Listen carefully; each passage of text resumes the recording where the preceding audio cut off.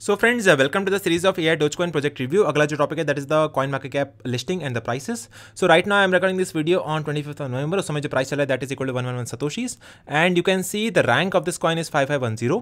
इसका जो capping limit है that is a market cap limit is equal to $695 million. I mean $695,000. So that is 0.69 million and it is available on various platforms such as Uniswap and Novadax के ऊपर. तो अगर आपको purchase करना है then you can purchase this coin on Uniswap by using wrapped Ethereum. तो wrapped Ethereum का एक ही pair available on this platform. You can use the wrapped Ethereum to purchase the AI coins on Uniswap exchange. इसका supply भी limited है which is equal to 1 trillion number of AI coins and उसमें से 628 billion already inflate हो चुका है market में. That means nearly 37% inflate होना बाकी है. It is built on Ethereum blockchain, so you can check out the Etherscan website. उसके अलावा we can check out the holder section of this platform.